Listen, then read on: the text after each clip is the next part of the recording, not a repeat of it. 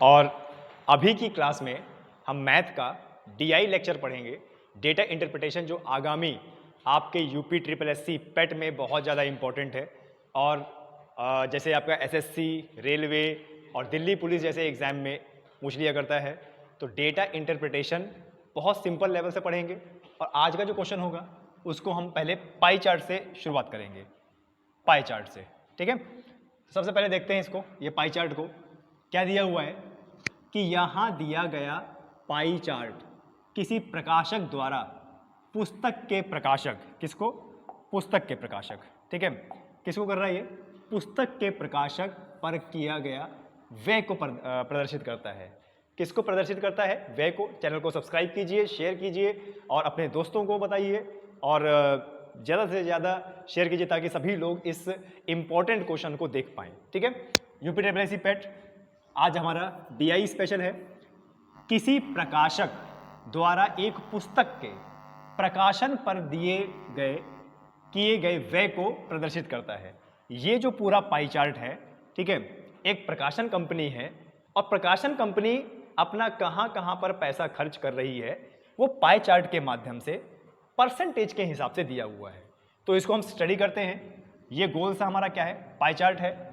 तो यहाँ पे देखिए क्या लिखा हुआ है, छपाई व्यय। छपाई में कितना पैसा खर्च हो रहा है? 35%। कागज पर कितना पैसा खर्च हो रहा है? 15%। और जिल्द साजी परिव्यय कितना है? 12%। विज्ञापन परिव्यय कितना है? 18%। रॉयल्टी कितना है? 15%। और विविध व्यय 5%। कभी भी पाई चार्ट की बात होती है तो पाई चार्ट दो तरीके से प्रदर्शित किया जाता है, या तो परसेंटेज और या तो डिग्री। जब परसेंटेज में होगा तो पूरा का पूरा संपूर्ण कितना परसेंट लिया जाएगा? 100%। और अगर डिग्री में होगा तो संपूर्ण डिग्री कितनी ली जाएगी? 360 डिग्री। ध्यान दीजिएगा, पाई चार्ट कभी भी परसेंटेज को अगर प्रदर्शित करता है तो संपूर्ण परसेंट, पूरा परसेंट लिया जाएगा 100%। और अगर डिग्री को प्रदर्शित करता है तो पूरा डिग्री, यानी अगर आप यहां से गए और पूरा आगे ऐसे गोल बना लिया तो कितना हो जाएगा? 360 डिग्री, ठीक है। चलिए आगे बात करते हैं। तो ये है जो किसी प्रकाशन, पुस्तक प्रकाशन के व्यय को प्रदर्शित करता है। एक बार फिर से पढ़ लेते हैं। ये यहाँ पे कितना है बताइए? यहाँ पे क्या है? छपाई व्यय 35%, कागज पर व्यय 15%, विविध व्यय 5%, रॉयल्टी 15%, विज्ञापन परिव्यय 18%, जिल्द साजी परिव्यय 12%। हो गया। अब पढ़ते हैं क्वेश्चन। सबसे पहला क्वेश्चन देखिए क्या बोल रहा है, पाई चार्ट का अध्ययन कीजिए। पाई चार्ट का अध्ययन करने के बाद, क्योंकि हमें बार बार इस PDF को ऊपर नीचे करना होगा, तो आप इसका स्क्रीनशॉट ले लीजिएगा और स्क्रीनशॉट लेने के बाद क्वेश्चन कर कीजिएगा, ठीक है। पाई चार्ट का अध्ययन कीजिए तथा इस पर आधारित प्रश्नों का उत्तर दीजिए। पहला प्रश्न जरा देखिए क्या है। यदि पुस्तक की 5000 प्रतियां छापी गई हैं, पुस्तक की कितनी प्रतियां छापी गई हैं? 5000। मान लीजिए पुस्तक की 5000 प्रतियां छापी गई हैं और विविध व्यय कितना है हमारा? 15%। विविध व्यय कितना है? 1500 रुपए। विविध व्यय कितना है? 1500 रुपए। तो प्रकाशक 25% का लाभ चाहता है। ये जो 5000 प्रतियां हैं इसको छापने के लिए विविध व्यय हमारा 1500 रुपए है और जो प्रकाशक है वह 25% का लाभ भी चाहता है। तो वह पुस्तक की एक प्रति को कितने में अंकित मूल्य करेगा कि उसे 25% का फायदा हो? तो देखो जरा यहाँ पे देखो, क्वेश्चन की बात कर रहा है, क्वेश्चन की बात कर रहा है। अब क्वेश्चन की बात करेंगे, पुस्तक कितनी छपनी है? 5000, क्लियर है। और विविध व्यय कितना है? 1500 रुपए। यहां हमारा विविध परसेंटेज कितना है? 5%। और यहां हमारा विविध व्यय रुपए में कितना है? 1500। विविध व्यय परसेंटेज में 5% है और रुपए में 1500 है। तो यहां का परसेंट और यहां का रुपए हम क्या कर देंगे? बराबर कर देंगे। विविध व्यय 5% और विविध खर्च कितना है? 1500 रुपए। तो 5% बराबर कितना रुपए हो जाएगा? 1500 रुपए। तो 1% बराबर कितना रुपए हो जाएगा? 1500 बटे में 5, 5 3 15। 1% बराबर में कितना हो गया बताइए? 300 रुपए। सॉरी, ये गलती से हो गया। कितना हो गया? 1% बराबर कितना हो गया? 300। अगर 1% बराबर 300 है तो 100% बराबर कितना होगा? जरा बताएं, 300 में गुणा कितना हो जाएगा? 100, यानी कितना हो जाएगा? ठीक है, 30,000 नहीं यार, एक मिनट, 2 ही जीरो तो बढ़ेंगे, बिल्कुल सही। कितना? 30,000। यानी कुल पैसा कितना खर्च हो रहा है?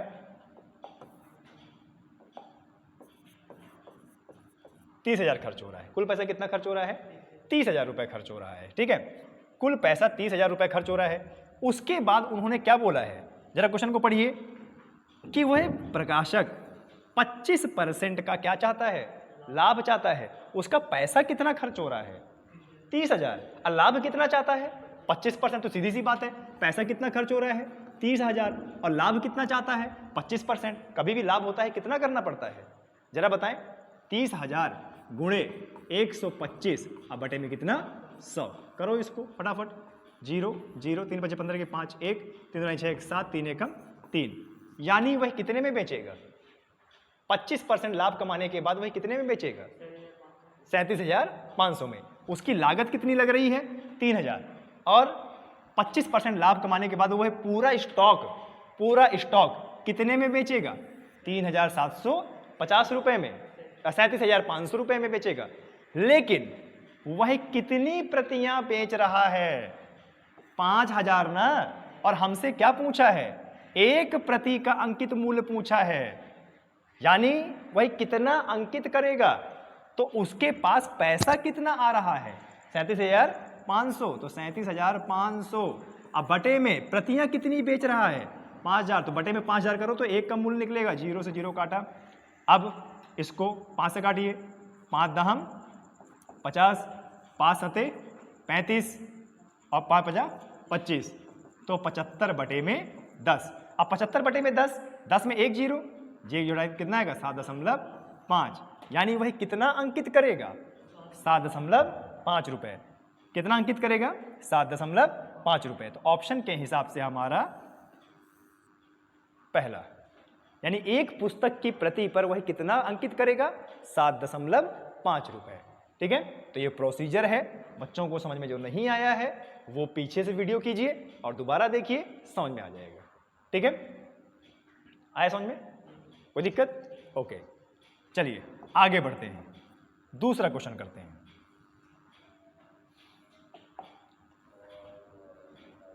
अब दूसरा क्वेश्चन देख लीजिए, 22वां क्वेश्चन। 22वां क्वेश्चन देखिए कि 22वां क्वेश्चन क्या बोल रहा है। यदि विविध, देखो क्या बोल रहा है, यदि विविध पर 1,500 रुपए है तो विज्ञापन परिव्यय का क्या होगा?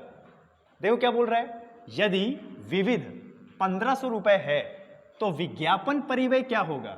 ठीक है, फिर से देखिए चार्ट को हम नीचे करते हैं। क्या बोल रहा है जरा देखिए, फिर से क्वेश्चन देखिए। यदि विविध व्यय 1,500 रुपए है तो विज्ञापन परिव्यय क्या होगा? अब देखते हैं विविध का व्यय आया है ना, तो विविध कितना परसेंट है? 5%। विविध कितना है? 5%। और कितना रुपए बोल रहा है नीचे प्रश्न में? 1,500। तो 5% बराबर में कितना?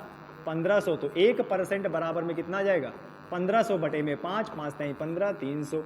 1% का मान कितना आ गया? 300 रुपए। अच्छा, किसका पूछा था? विज्ञापन परिव्यय का पूछा था ना। विज्ञापन परिव्यय कितना परसेंट? 18%। और 1% का मान कितना? 300। तो 18% का मान कितना होगा? 18 गुणे 300, 0 0 18 तिया 54, यानी 5,400। कितना हो गया? 5,400। तो विज्ञापन परिव्यय में कितना पैसा खर्च होगा? 5,400। ऑप्शन में है क्या हमारा? ये देखिए option number 4। Option number 4 5,400। Clear है भाई? विविध व्यय के 5% से हमने 1% का मान निकाला। पाई चार्ट में देख रहे हैं, पाई चार्ट में देख रहे हैं विविध व्यय का कितना है? 5%। और यहां पर विविध व्यय कितना रुपए है? 1,500 रुपए। तो 5% बराबर 1,500। यहां से 1% का मान आ गया। और पूछा किसका गया है? विज्ञापन परिव्यय का पूछा है। विज्ञापन परिव्यय कितना था? 18%। तो 1% का मूल्य 18% से गुणा कर दिया, आंसर आ गया। ठीक है, आगे बढ़ते हैं। क्वेश्चन नंबर 23 करते हैं। देख लीजिएगा, थोड़ा स्क्रीनशॉट ले लीजिएगा तो क्वेश्चन करने में ज्यादा आसानी रहेगी। देखिए क्या बोल रहा है, छपाई व्यय का रॉयल्टी से अनुपात क्या है? जो छपाई व्यय है उसका रॉयल्टी से क्या अनुपात है?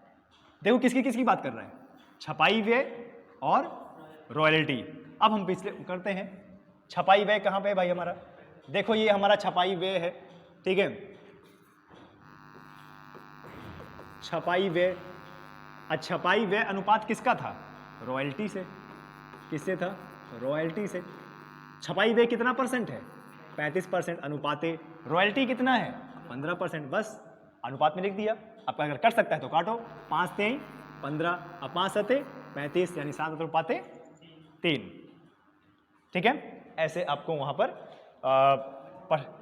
अनुपात निकालना है। तो देखो जरा है क्या, कितना आया था हमारा? 7 अनुपाते 3। तो 23 नंबर का क्वेश्चन क्या हो जाएगा?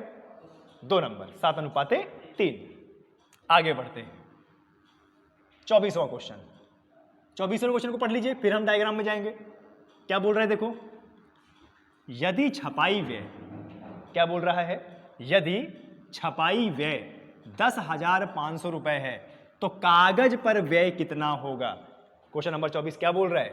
यदि छपाई व्यय पे होने वाला खर्च 10,500 है तो कागज पर व्यय कितना होगा? कागज पर व्यय कितना होगा? ये ऑप्शन है, स्क्रीनशॉट ले लीजिएगा या कॉपी में लिख लीजिएगा, उसी हिसाब से आंसर करेंगे। फिर से क्वेश्चन पढ़िए, यदि छपाई व्यय 10,500 है तो कागज पर व्यय कितना होगा? फिर से यहाँ पे आइए, देखिए ये रहा छपाई व्यय कितना है। छपाई व्यय कितना है यहाँ पे? 35%।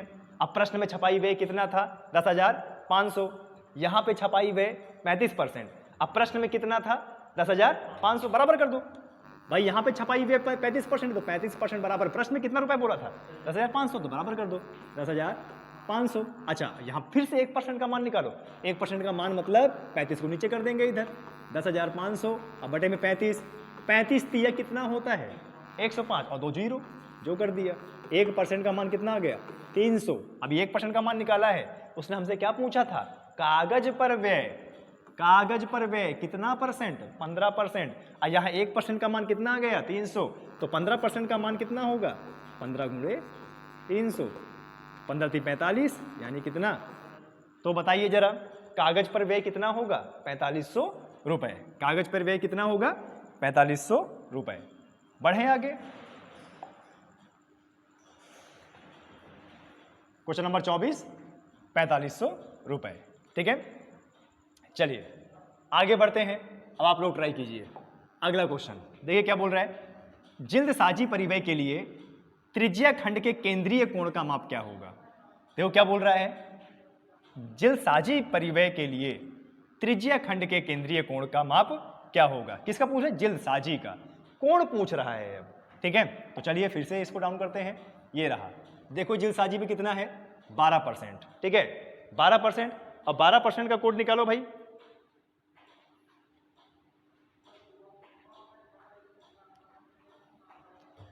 देखिए भाई, जिल्दसाजी का कोण पूछा है ना, कोण। मैंने क्या बताया था शुरुआत में? पूरा पाई चार्ट अगर परसेंटेज का है तो परसेंटेज पे कितना परसेंटेज लिया जाता है? 100%। अगर डिग्री में लेना है तो पूरा कितना लिया जाता है? 360। यानी यही पाई चार्ट पूरा परसेंटेज में 100% है और डिग्री में कितना है? 360। इसका मतलब ये 100% किसके बराबर होगा? 360 के बराबर होगा ना। तो 100% बराबर कितना? 360। अगर 100% बराबर 360 है तो 1% बराबर क्या होगा भाई? 360 बटे में कितना? 100। 1% का मान आ गया ना। जिल्दसाजी परिव्यय कितना है हमारा? 12% ना। 1% का मान है 360 बटे 100, तो 12% का मान क्या होगा? 360 बटे में 100 गुणे में कितना? 12। काटो, 0 से 0 काटा आपने, और 2 पंचे 10 और 2 छंग 12। अब गुणा करो, 6 छंग 36, 6 3 6 त्रिक 18 और 3 216 बटे में कितना? 5। अब 216 का भाग दे देना है 5 से। 216 का भाग दीजिए 5 से। 5 चौक 20, 1 5 नहीं 15, 1 कितना आया है? 43 सही 1/5 या 43 चलिए देखते हैं इधर, 43.2। कितना आ गया? 43.2। इस तरीके से आपको आंसर निकालना है। ये था हमारा पाई चार्ट का क्वेश्चन, जिसमें भी हमने 5 क्वेश्चन किए। आगे बढ़ते हैं।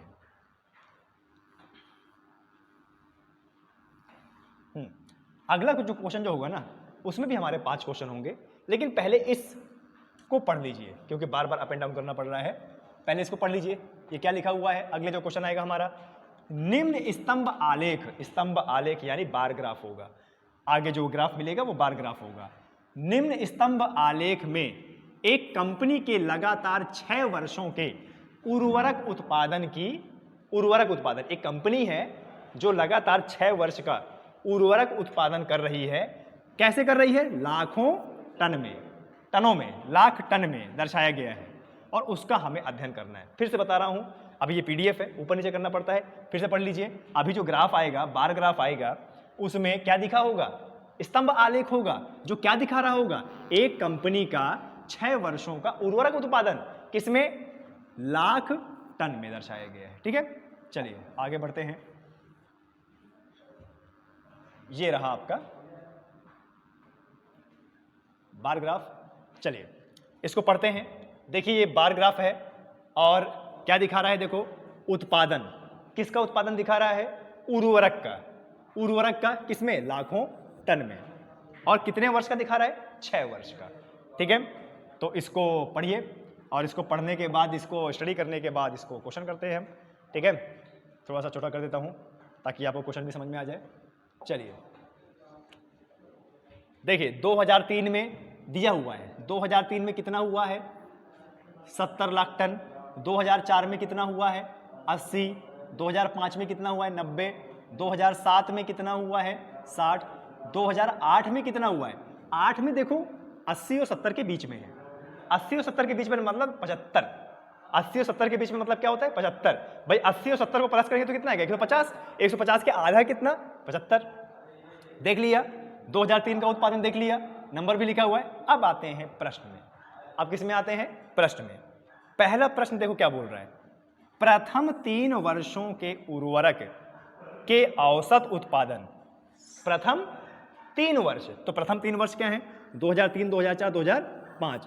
प्रथम 3 वर्ष के औसत उत्पादन तथा अंतिम 3 वर्ष, अब अंतिम 3 वर्ष क्या है? 2006 से 2008 के औसत उत्पादन का अंतर कितना है? अंतर पूछ रहा है ना, औसत का अंतर पूछ रहा है ना। देखो, पहले के 3 वर्ष, बाद के 3 वर्ष, यानी संख्या कितनी हो गई? 3। तो इसको कैसे करेंगे? इसको ऐसे करेंगे। देखिए, हमें क्या निकालना है? अंतर निकालना है ना, यानी माइनस करना होगा। तो 1/3, 1/3 क्यों किया मैंने? 1/3 इसलिए किया क्योंकि बटे में संख्या कितनी है? 3 है। ब्रैकेट में पहले के 3 वर्ष को जोड़ देंगे और अंत के 3 वर्ष के उर्वरक को जोड़ देंगे और कर देंगे माइनस। तो पहले के 3 वर्ष देखो, 2003 में कितना है? 2003 में कितना है? 70। 2004 में कितना है? 80। और 2005 में कितना है? 90। इसको जोड़ेंगे, 0, 7, 8, 15 और 15, 9, 24, यानी कितना आ गया? 240 माइनस माइनस अंत के 3 वर्ष। ठीक है, तो 2006 में कितना है? जरा देखिए, 80। 2006 में 80 है। 2007 में कितना है? 60। और 2008 में कितना है? 70 और 80 के बीच में, यानी कितना? 75। तो 5, 8, 6, 14 और 14 और 7, यानी कितना आ गया? 215। ठीक है, 215 आ गया। अब 240 में से 215 जाएगा, कितना बचेगा? 225। हाँ, 25। अब बटे में क्या था? 3 था। अरे भाई 3 क्यों लिया है? क्योंकि कितना संख्या हो रही है? 3 ना, प्रथम 3, अंतिम 3, तो कॉमन ले लिया, 3 आ गया। अब 25/3 है, 25 का भाग दे दो 3 से। 3 अट्ठे 24, 1, 8 सही 1/3, 8 सही 1/3। अंतर कितना है? 8 सही 1/3। तो ऑप्शन के हिसाब से आंसर क्या हुआ? आंसर 2, 8 सही 1/3। ठीक है, आए समझ में? ऐसे डीआई के प्रश्न करने होते हैं। ठीक है, औसत का अंतर बोला था इसलिए 1/3 किया गया। आप ऐसे ही करेंगे एग्जाम में। औसत का फॉर्मूला होता है, औसत का फॉर्मूला क्या होता है? कुल योग बटे कुल संख्या। क्या? कुल योग बटे में कुल संख्या। अब देखो, पहले के 3 वर्ष यानी 1/3, बाद के 3 वर्ष यानी 1/3, तो 1/3 कॉमन ले लिया और पहले के 3 वर्ष का और बाद के 3 वर्ष का माइनस कर दिया। ऐसे आपको करना है। ठीक है, चलिए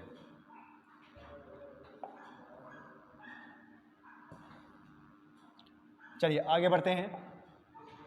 नेक्स्ट क्वेश्चन देखते हैं। नेक्स्ट क्वेश्चन बहुत अच्छा है। वर्ष 2003, 2005, 2007 के उर्वरकों को कुल उत्पादन, अब बाकी बचे 3 वर्ष के कुल का अनुपात क्या है? ठीक है। अच्छा पहले कितने वर्ष बोल रहा है? 2003। देखो जरा 2003 में कितना है? 70। फिर कितना बोल रहा है? 2005। 2005 में कितना है? 90। फिर देखो कितना बोल रहा है? 2007। 2007 कितना है? 60। इसको प्लस करो भाई, 0 7 9 16 और 16 से कितना? 22। 16 6 22। 0 7 9 16 और 16 6 22, 220। तो पहले 3 वर्ष का कितना आ गया? अनुपात निकालना है ना हमें, पहले 3 वर्ष का। पहले 3 वर्ष का कितना आ गया? 220 अनुपाते। अब इन सॉरी पहले नहीं, 2003 2005 2007 इनका हमने निकाला कितना आ गया? 220। अच्छा अगर 2003 छोड़ दिया, 5 छोड़ दिया, 7 छोड़ दिया, बचा कितना? 2004 6 और 8। 4 में कितना है? 80। 4 में कितना है? 80। 6 में कितना है? 6 में भी 80 है। 8 में कितना है? 75। तो देखो 5 8 8 16 और 16 7 23, कितना आ गया? तो यानी अनुपाते 235। ठीक है। अब अगर इसको काट सकते तो काट दो, काटो इसको।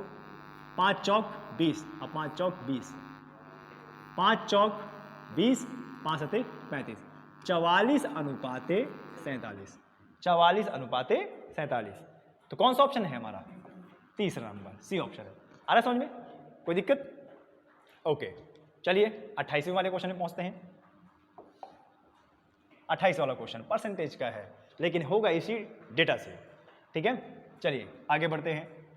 वर्ष 2006, क्या बोले जरा देखिए। वर्ष 2006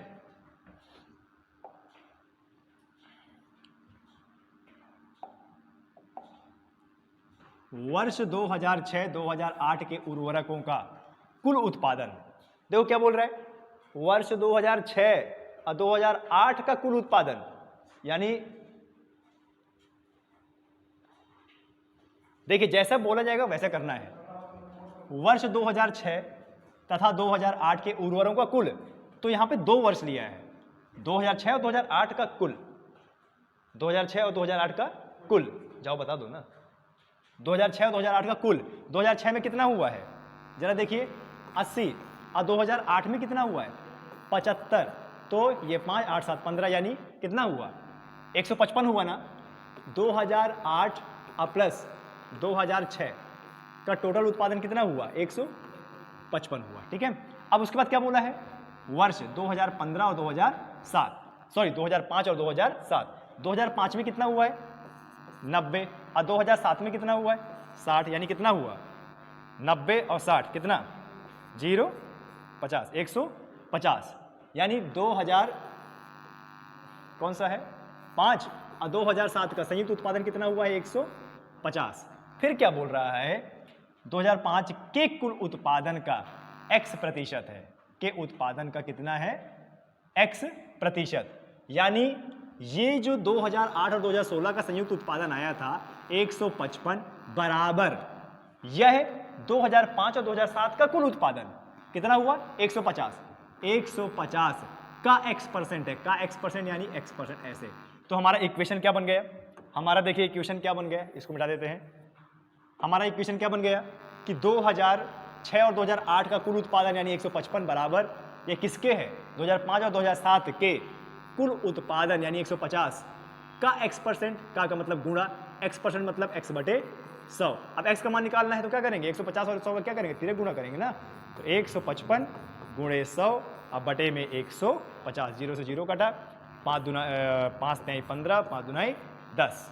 ठीक है, 2 पंचे 10 0 1, 2 पंचे 10 0 11, 1 2 एकम 2 और 3, कितना आ जाएगा जरा बताएं? 310 बटे में 3। अब इसको क्या करना है? सही बटे में निकाल लो। 310 का भाग दो 3 से, 3 एकम 3 कटा। अगली संख्या क्या है? 1 नहीं कटेगा, 0 3 त्रिकाली 9। 103 सही 1 बटा 3, 103 सही 1 बटा 3 है कहीं? ऑप्शन नंबर ए, 103 सही 1 बटा 3।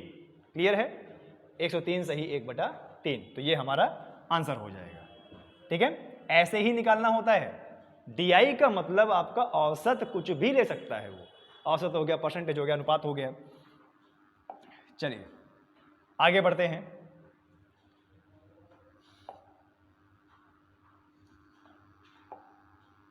देखो क्या बोल रहा है, वह वर्ष कौन सा है जिसमें उर्वरकों का उत्पादन सभी 6 वर्ष के औसत उत्पादन के लगभग बराबर था। औसत उत्पादन के लगभग बराबर था। औसत उत्पादन के लिए पहले 6 साल का उत्पादन को प्लस कीजिए। तो 2003 में कितना हुआ है जरा बताएं? 70, ठीक है। 2003 में 70 है, उसमें फिर कितना है 80, 2005 में कितना है 90, 2006 में कितना है 80 और 2007 में कितना है 60 और 2008 में कितना है 75। इन सबको जोड़ दो, औसत निकालना है।